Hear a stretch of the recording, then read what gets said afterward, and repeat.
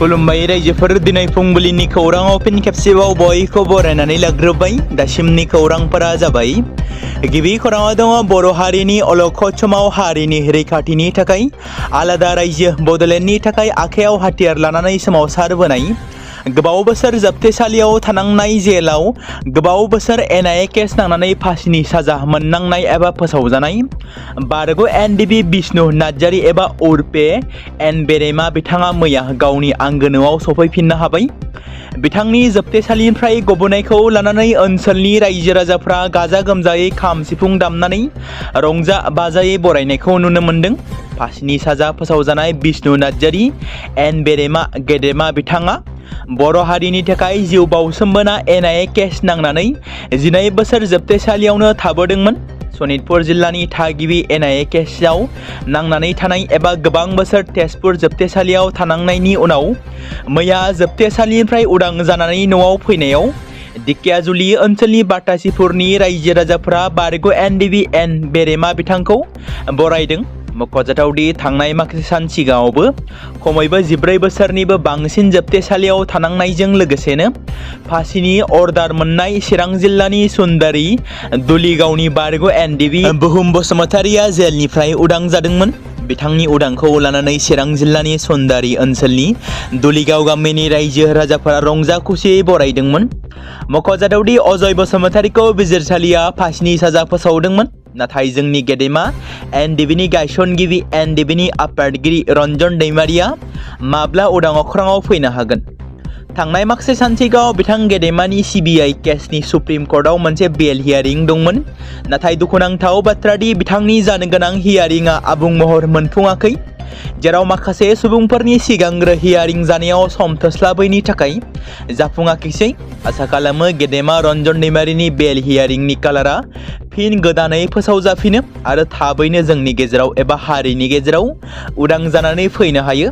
बे बाथ्राखौ मख'नो गोनांदि बर'फोरनि थामथि गोरोबथा BTR गोजोन गोरोबथा बादियै बारग' NDBफोरनि जेंना जोबथेसालियाव थानांनाय गासैबो सोद्रोमाफ्रा उदां जानायनि दफाया दंमोन, जाय दफाया 2020 मायथाइनि 27 जानुवारि खालाराव बारग' NDB थामहिनबा NDB UBPO एबसु आरो भारत सरकार आसाम सरकार जथायै मोनसे BTR गोरोबथा एबा थामथि बर'फोरनि गोरोबथाया जानानै थांमोन, जाय गोरोबथायाव गोबांथार बर'नि दैदेनगिरिफ्रा सागान खालामदोंमोन, UBPOनि दैदेनगिरिफ्रा सागान खालामदोंमोन, एबसुनि दैदेनगिरिफ्रा सागान खालामदोंमोन। बेबादिनो NDBनि गायसनगिरि NDBनि आफादगिरि रन्जन दैमारि बिथाङाबो गावनि बेसेन गोसा सागानखौ खालामदोंमोन। BTCआव 5 बोसोर प्रमद बर'नि सोरखार खुंथाय समाव BTR एकर्ड बादियै माखासे बारग' NDBफोराल' उदां अख्राङाव फैनो हादोंमोन, नाथाय गेदेमा रन्जन दैमारिया जोबथेसालियावनो थानाङो। 2025 जोबनाय समावबो रन्जन दैमारिनि मोनसे हियारिं जानो गोनांमोन, जेराव बेनि सोलाय बोहैथि बोसोर 2026 मायथाइनि 29 खालाराव एबा 29 जानुवारियाव सुप्रिम कर्टनि मोनसे हियारिं दंमोन, नाथाय सम थोस्लाबैनि जाहोनाव आबुं महर मोनफुङासै। बेराफारसेथिं गोबां समफोरावनो गोजौ बिबानाव थानाय गोजौ थाखोनि दैदेनगिरिफ्रा राजखान्थिगिरिफ्रा दिनैनि दिनाव मोनसेबो एकर्ड गैया जे सासे एकर्ड सागानगिरिया जोबथेसालियाव थानांनाय। बे बाथ्राखौ गोबां खेब बुंबोबाय थादों। बेबादिनो बे बिथिंखौ नोजोर बोनानै BTCनि चिफ हाग्रामा महिलारियाबो बुंदों, BTR एकर्ड खालामबाय, नाथाय एकर्ड खालामनानैब्लाबो एकर्डनि सागानगिरिया मानो जेलाव थानांखो? आं बिथांखौ उदां अख्राङाव लाबोनो थाखाय हाबा मावगोन। बे बाथ्राखौ थांनाय 27 जानुवारि खालारनि BTR एकर्ड सान फालिनायाव फोरमायदोंमोन हाग्रामा महिलारिया। बेनि सिगांबो बिथाङा गोबां खेब बाथ्रा बुंदोंमोन। आसा खालामो हाग्रामा महिलारि दैदेननाय सोरखार खुंथाय समावनो जेन गेदेमा रन्जन दैमारि बिथाङाबो जोंनि गेजेराव उदां जानानै फैनो हायो। दुलाराय बर' फरायसा आफाद एबा एबसुनि खुंगा 58थि थान्दै जखनथाइखौ देग्लाय 5, 6 आरो 7 फेब्रुवारि 2026 खालाराव सानथामनि मेहेरगोनां हाबाफारिजों उदालगुरि जिल्ला टंला फरायसालिमानि सोलोंथाइ फोथाराव खुंफुंनाया मैयानिफ्राय जागायबाय।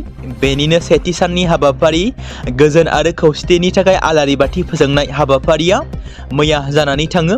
फोजोंजेनगिरि महरै बाहागो लादोंमोन।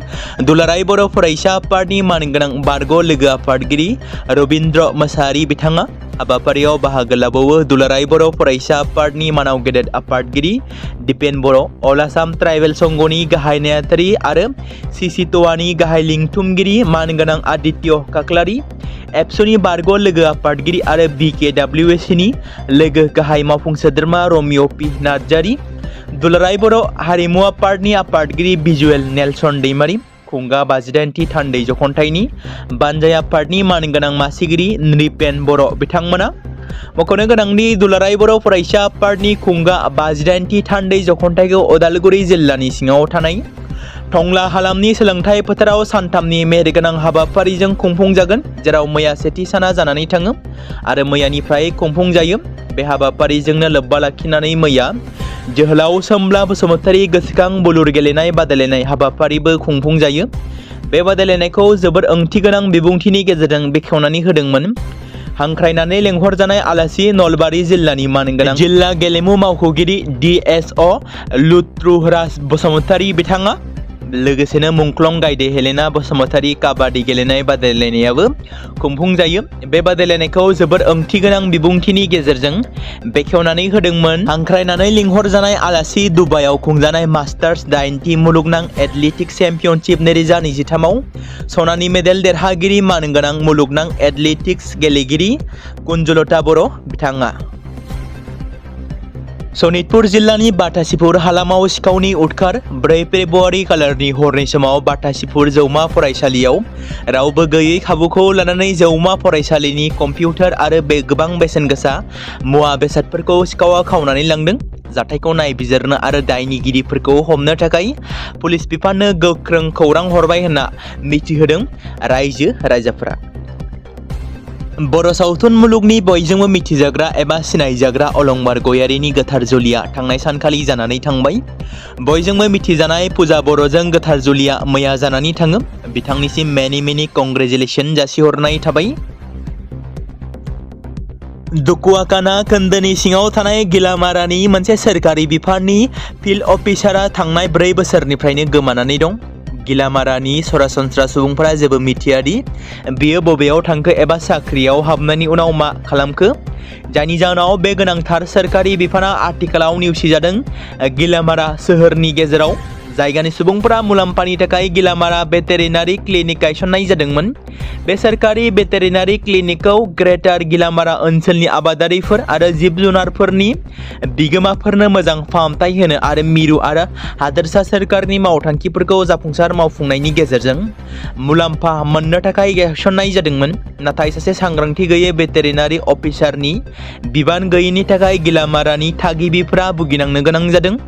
गिलामारायाव 30,000सो गुबुन गुबुन रोखोमनि फिसिनाय जुनारफोरखौ लानानै हादोरसा सोरखारनि जिब जुनार फिसिनाय बिफाना 2021 मायथाइयाव डक्टर सुस्मिता नाथखौ गिलामारानि एसिस्टेन्ट भेटेरिनारि अफिसार BVO महरै थिसनदोंमोन। थिसननायनि उनाव डक्टर नाथआ लखिमपुर जिल्लानि जिब जुनार फिसिनाय बिफानाव हाबदोंमोन, नाथाय गावनि खामानि थिलियाव गिलामारा भेटेरिनारि क्लिनिकआव बाहागो लादोंमोन। नाथाय गिलामारानि सांग्रां थागिबिफोरा मावख'गिरिनि फैनायखौ लानानै गोसोआरि गोजोन होदोंमोन, नाथाय बिथाङा बे समाव गोमानानै दं होनना मिथिमोनदों। मेरा युवा भारत युथ लिडार्स बुटकेम्प हाबाफारिया जोबनानै थांबाय। मेरा युवा भारत क'क्राझारा ओनसोलनि लाइमोनफोरनि दैदेननाय आरो नोगोरारिफोरनि सोमोन्दोखौ गोख्रों खालामनो थाखाय मोनसे मख'जाथाव आगान महरै क'क्राझार जिल्लानि दतमायाव थानाय बड'फा UN ब्रह्म फरायसालिमायाव 2, 3 आरो 4 फेब्रुवारि खालाराव इयुन लाइमोन दैदेनगिरिफोरनि थाखाय मोनसे बुटकेम्प हाबाफारि खुंनाया जानानै थांबाय। मेरा युवा भारत क'क्राझारजों खुंजानाय बे हाबाफारियाव गोबां लाइमोन हौवा हिन्जावसाफोरा बाहागो लादोंमोन, जाय भारत सोरखारनि लाइमोन आयदा आरो गेलेमु बिफाननि गाहाय लाइमोन गोहो होनाय हाबाफारिनि मोनसे बाहागो होनना मिथिनो मोनदों। बुधबारनि मोनाबिलियाव BJPनि दैदेनगिरि युमनाम खेमसान सिंह बिथाङा मणिपुरनि गिबि मन्त्रि महरै समायखिराखौ लायो। BJPनि गबिन्द कंट'जम आरो BJP दोलोनि सानै दैदेनगिरि लकेन्द्र बिथांमोना मन्त्रि एबा गुबुन सानै मन्त्रि महरै समायखिराखौ लायो। रायजो बेंगिरि अनुज कुमार बाल्ला बिथाङा बयखौबो बिबान एबा समायखिराखौ लाहोयो। मणिपुराव हादोरगिरि खुंथायखौ बोखारनायनि माखासे घन्टानि उनावनो बे समायखिराखौ लानाय हाबाफारिखौ इम्फलनि लकसभा भवनाव खुंफुंनाय जादोंमोन। मख'नो गोनांदि हिंसाजों गाग्लोबजानाय मणिपुराव थांनाय बोसोरनि फेब्रुवारि दाननिफ्रायनो हादोरगिरिनि खुंथाया सोलिबोगासिनो दंमोन।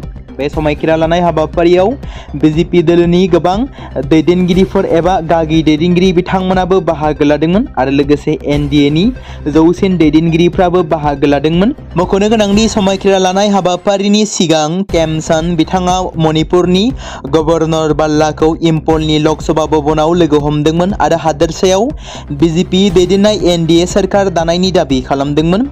गिबि मन्त्रि युमनाम केमसान सिंह बिथाङा ससियेल मिडियानि गेजेरजों बुंनो दि आं फोथायनाय दंदि गोदान मन्त्रि आफाद दानायजों लोगोसे गोदान सोरखाराव गोजोन आरो जौगाखांनाया जागोन। नेपाल सिमा जानानै आयेन बेरेखायै भारत हादोराव हाबफैखुमानाय आरो दिल्लीयाव नंखाय आधार कार्ड मोननो हानाय उजबेकिस्ताननि सासे आइजोखौ हमनायनि जाहोनाव रैखाथि एजेन्सिफोरा दावराव-दावसि जादों।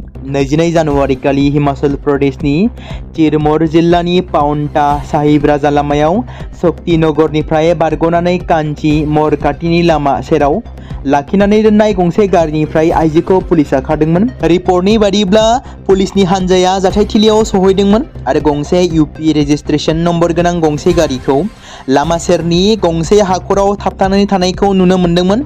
ग्रेटार नयडानि थागिबि सेब कासिलबास मुंनि सासे सेंग्रा आरो आइजोआ गारिनि सिङाव दंमोन। सोंनाय फिननायनि उनाव आइजोआ गावखौ उजबेकिस्ताननि नोगोरारि होना सिनायथि होयो, नाथाय भारतआव गावनि आयेन बादियै थानायखौ फोरमान खालामनो हानाय जेबो फोरमान बिलाइ दिहुननो हायाखिसै।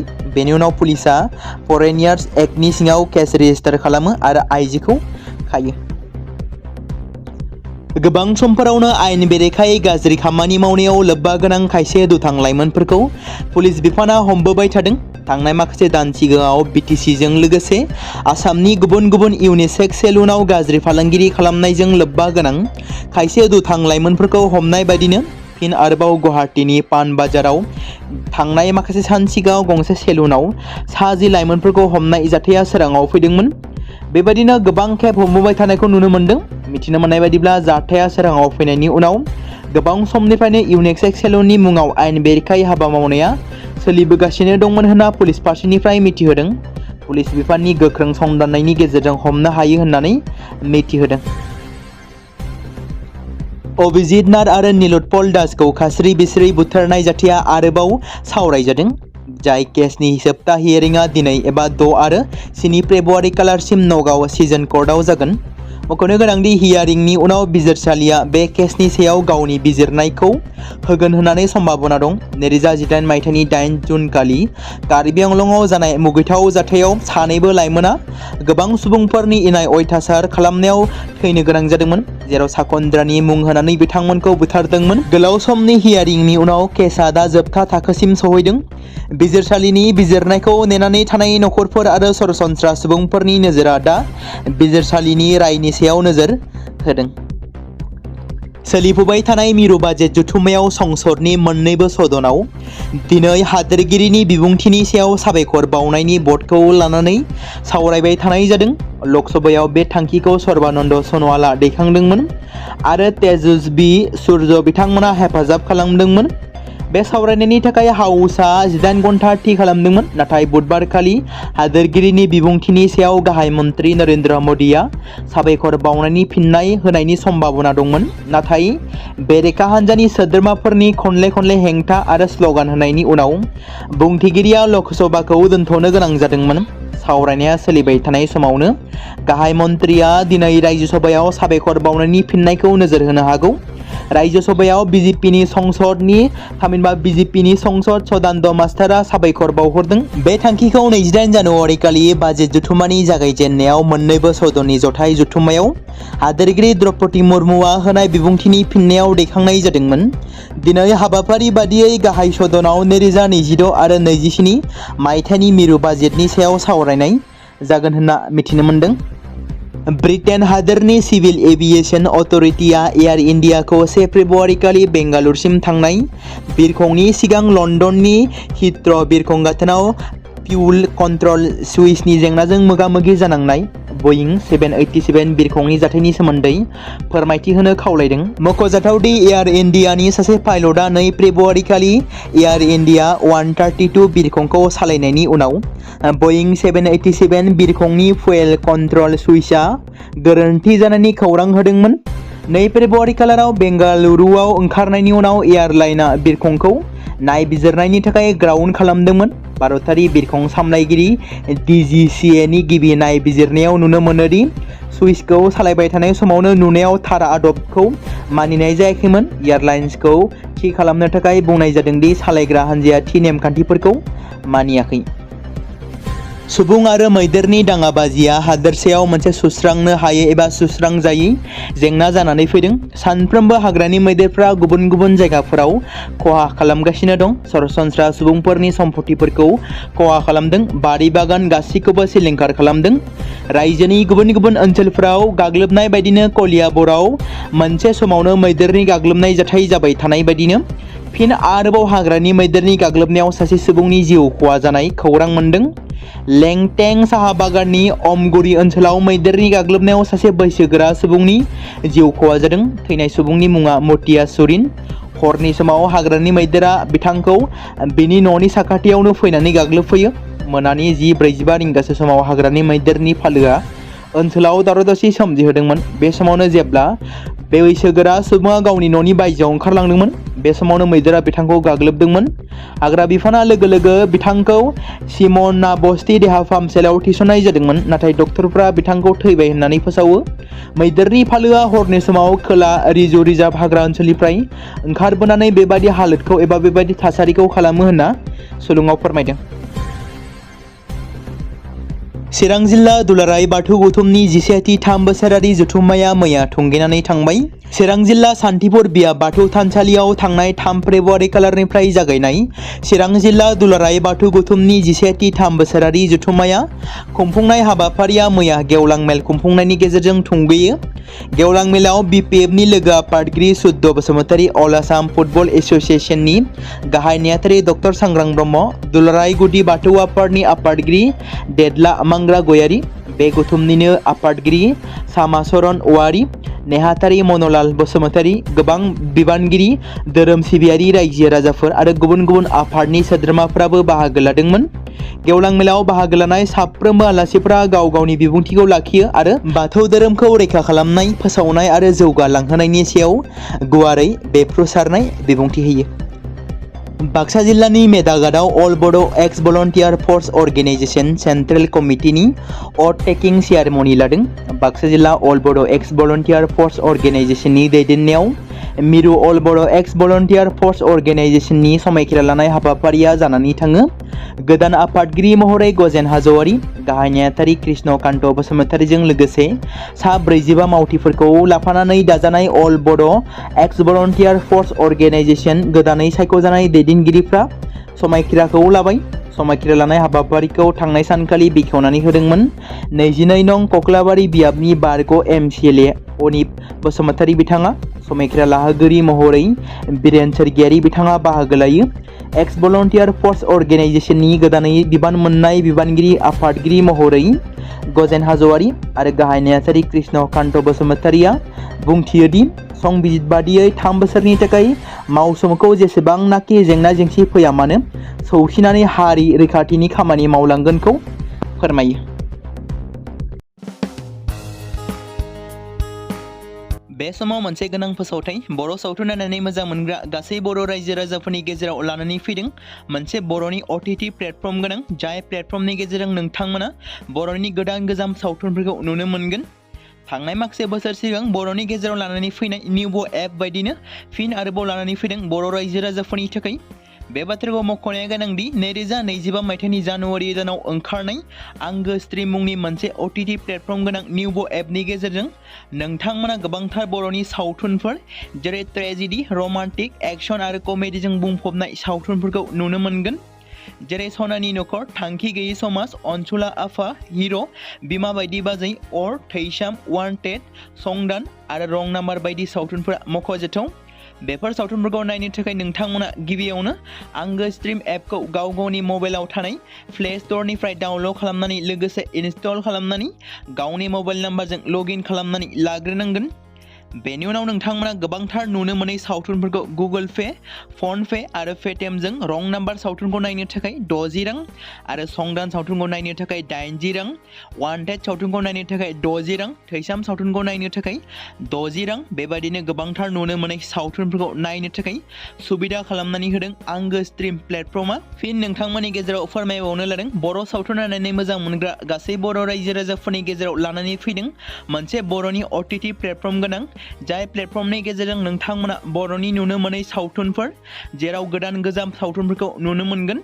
बे बाथ्राखौ मख'नाया गोनांदि 2025 मायथाइनि जानुवारि दानाव दिहुनजानाय आंगो स्ट्रिम मुंनि मोनसे OTT प्लेटफर्म गोनां एपनि गेजेरजों नोंथांमोना गोबांथार बर'नि ट्रेजेडि, रमान्टिक, एक्शन आरो कमेडिजों बुंफबनाय सावथुनफोरखौ नुनो मोनगोन। जेरै रं नाम्बार, संदान, वान्टेड, थैसाम, अर, बिमा बायदि बाजै, हिर', अनसुला आफा, थांखि गैयि समाज, सनानि नखर बायदि बायदि सावथुनफ्रा मख'जाथाव। बेफोर सावथुनफोरखौ नायनो थाखाय नोंथांमोना गिबियावनो आंगो स्ट्रिम एपखौ गाव गावनि मबाइलाव थाखानाय प्ले स्ट'रनिफ्राय इनस्टल खालामनानै गावनि मबाइल नाम्बारजों लगइन खालामखांनायनि उनाव नोंथांमोना गोबांथार नुनो मोनै सावथुनफोरखौ गुगोल पे, फन पे आरो पेटिएमजों रं नाम्बार सावथुनखौ नायनो थाखाय 60 रां, संदान सावथुनखौ नायनो थाखाय 80 रां, वान्टेड सावथुनखौ नायनो थाखाय 60 रां, थैसाम सावथुनखौ नायनो थाखाय 60 रां बेफोरबायदिनो अर सावथुनखौ नायनो थाखाय 60 रां पे खालामनांगोन। बेबायदिनो गोबांथार नुनो मोनै बर' सावथुनफोरखौ नायनो थाखाय सुबिदा खालामनानै होदों आंगो स्ट्रिम प्लेटफर्मआ।